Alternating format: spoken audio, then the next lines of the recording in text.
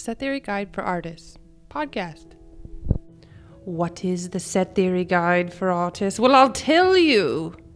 Who is the Set Theory Guide for Artists for? Set theorists and other mathematicians who want to have a laugh and see beautiful diagrams.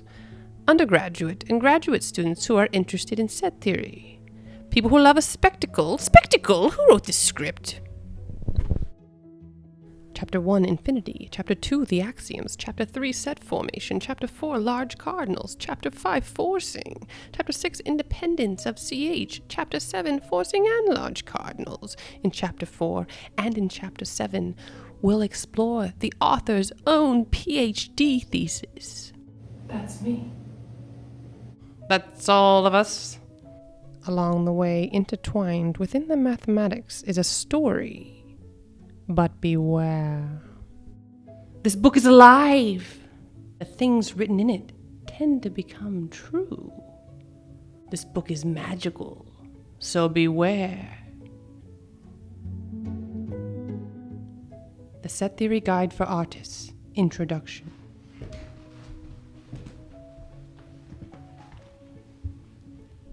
We look through a window and see an artist before a blank canvas.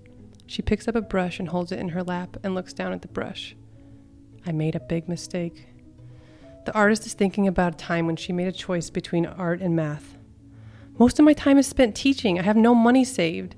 When I hear students talk about their math classes, I feel a rock in my heart. Worst of all, the artist had lost inspiration. I bet if I had chosen math, I would have the perfect life by now. The artist sits up and looks at the blank canvas. We look deep into her eyes. A kaleidoscope wormhole that draws us in with its longing. While we are lost in the artist's eyes, and the artist is lost in an alternate future, an envelope has appeared, leaning against the canvas at the bottom canvas ledge of the easel. Dear alternate Aaron, the longing you feel in your heart for the knowledge of the something more, the foundation and the horizon, will start to be satisfied once you read this book. You, the wiser, the cooler, must be handy with a paintbrush. To begin to catch up to you, I promise to paint a series and show it to you here as I write the book. At the bottom of math, it is as magical and mystical as you might imagine, and more.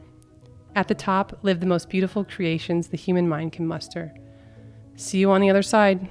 Best regards, Aaron of the Math Path. The artist opens the envelope and reads the note inside. But where's the book?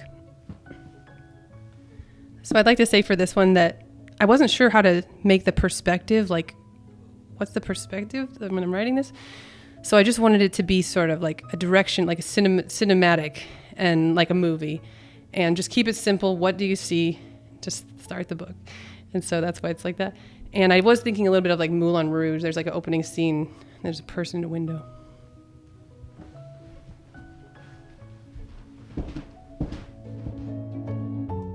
The Set Theory Guide for Artists. Table of Contents.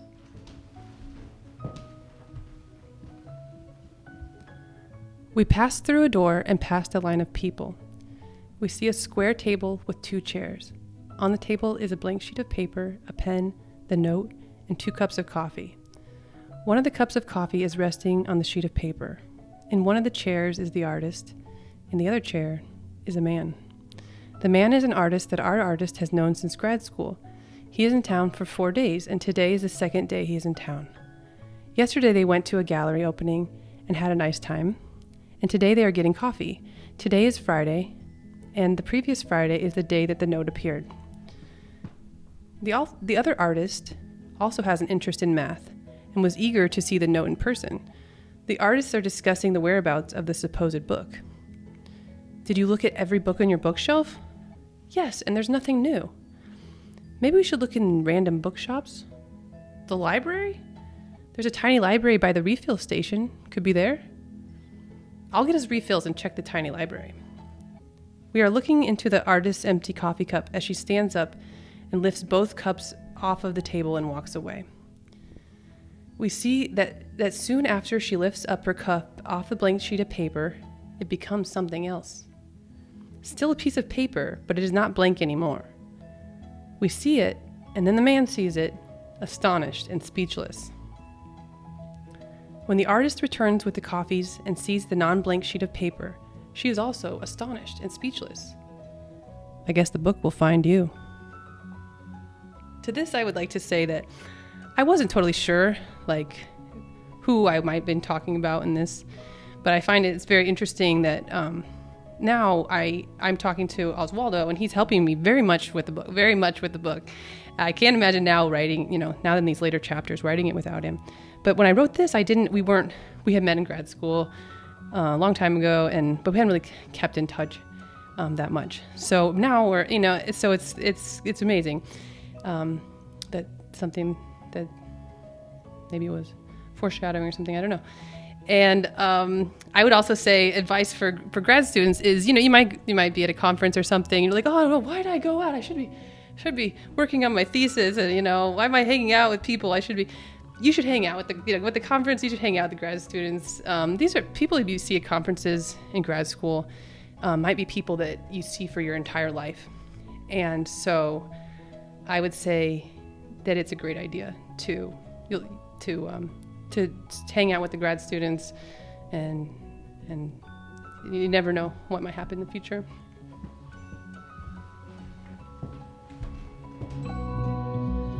Set Theory Guide for Artists, Part 1, Chapter 1. Pack your bags for the trip of lifetime.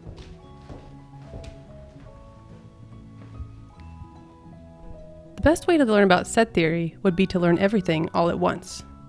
Unable to do this, we are forced to choose an ordering of topics. This chapter is called Infinity, but all of set theory is about infinity. In this chapter, we'll gather important infinite objects that we will need on our set theoretic journey, and get a hint of the strangeness to come. The painting is Above the Sea of Fog by Caspar David Friedrich, 1890 to 1915. We begin with the stars of set theory, that is the numbers 0 and 1, which will lead us to the natural numbers and the real numbers. We will see ways to get bigger sets from smaller sets and take a look at some orderings. Observe the binary tree below. Understand how the labels work and how to continue the tree. The node at the top is the root of the tree. Each node has 2 children. The nodes are labeled with finite binary sequences. We imagine this process going on forever to create the infinite binary tree. Let us consider the root of the tree to be the 0th level of the tree. Then the labels on the nth level are the 2 to the n many binary sequences of length n. We meet the first infinity called omega by counting the nodes of the infinite binary tree. The first infinite set is omega equals 0, 1, 2, 3, and so on. This is also the set of natural numbers, n equals 0, 1, 2, 3, and so on. Consider the paths through the infinite binary tree starting at the root. Each path can be represented by an infinite binary sequence. For example, the leftmost path is identified with the sequence of all zeros, 0, 0, 0, 0, 0, 0. And the rightmost path is identified with the sequence of all ones, 1, 1, 1, 1, 1, 1, 1. The sequence of alternating zeros and ones, 0, 1, 0, 1, so on, is identified with the path through the root, and then the left child of the root, then the right child of that node, then the left child of that node, and so on. Each path through the infinite binary tree is a function from omega to the set 0, 1, which is also called 2. Thus, the collection of paths through the infinite binary tree is identified with the collection of infinite binary sequences. 2 to the omega, the notation, right, is 2 to the omega, like functions from omega to 2, instead of all f from omega to 2. The natural numbers. Observe the images below which depict the natural numbers as ordinals. See how the pattern unfolds and understand how to write the next natural number as an ordinal. The number 0 is identified with the set that contains nothing, called the empty set. 0 is the empty set, empty brackets. The number 1 is identified with the set that contains the empty set. 1 is the set that contains 0, or the set that contains the empty set. The number 2 is identified with the set that contains 0 and 1. 2 is the set 0, 1, or the set that contains the empty set, and the set that contains the empty set, and so on. Though we have not explicitly said what a set is yet, we will need the axioms, and this will come in chapter 2. We use the set bracket notation and view a set as a collection of numbers. The epsilon, it might be a collection of functions or something. Okay, the epsilon symbol indicates that a number is an element of a set. For n in omega, the number n is the set 0, 1, 2, 3, and so on up to n minus 1. We can save the official definition of an ordinal for when we get to orderings. We might also wonder about the sets that we can form that are not ordinals. This will come in chapter 3. Our intuition is that an ordinal contains the numbers less than it, and by number we were thinking of a natural number, of natural numbers. There is a natural ordering to the elements of an ordinal because each element is also an ordinal. We extend this idea into infinity. Here are the first few transfinite ordinals. Omega is the set 0, 1, 2, 3, and so on. Omega plus 1 is all those numbers 0, 1, 2, 3, and so on, and omega. Omega plus 2 is 0, 1, 2, 3, and so on, and omega plus 1. Omega plus 3 is the set 0, 1, 2, 3, and so on, and also omega plus 1, and omega plus 2. The above transfinite ordinals are all infinite sets since they have infinitely many numbers, but there are also differences between them. For example, omega plus 1 has a greatest element, whereas omega does not have a greatest element. The following definition shows the important role the natural numbers play in characterizing the cardinality of an infinite set. A set A is countable if there's a one-to-one correspondence between A and the natural numbers. For example, omega plus 1 is countable via the function from omega plus 1 to omega, where f of omega is 0, and for finite n, f of n is n plus 1. So 0 gets mapped to 1, 1 to 2, 2 to 3, and so on, and omega gets mapped to 0. Consider the set of even numbers. This is a countable set since f of n equals 2n provides a one-to-one correspondence between the natural numbers and the even numbers. The even numbers can be represented by the infinite binary sequence 1, 0, 1, 0, 1, 0, while the odd numbers can be represented by the sequence 0, 1, 0, 1, 0, 1. In general, any subset of natural numbers can be represented by an infinite binary sequence. So this one shows the even numbers, 1 if the set is in, 0 if the set is out. So 1, 0, 1, 0, that's like the even numbers. If A is a set of natural numbers, then A can be represented by the sequence S sub n, n in omega, where S sub n is 0 if n is not in A, and S sub n is 1 if n is in A. Thus, the collection of paths through the infinite binary tree is identified with the collection of subsets of natural numbers. This brings us to the set of real numbers. Okay, and we'll do that next time.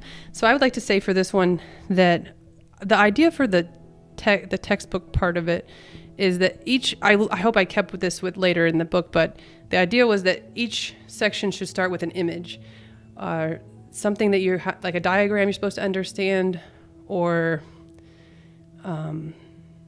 something like that, where you're supposed to some kind of action that's also like visual. And so I also like to say that I would love like how this book might get used. I mean, someone might read it, but I would love for if there was a professor that was going to explain, showing how all the paths through the binary tree, there's the same number as those as there are infinite binary sequences, and they're like, oh, Erin has a nice image for this. Let's pull up her image, and oh, we can also see the nodes are countable, but the paths are uncountable. I would love that. And maybe later on, an Ehrenstein tree or weakly compact cardinal or something. I would love that. Or for like a grad student seminars, he's like, oh, let's look at Ehrenstein trees today and let's pull up Erin's image. I would love that. So feel free if you're seminars or you're teaching or professors or something, feel free to use the images, and I hope it helps you with your lesson or just helps with the understanding of the class.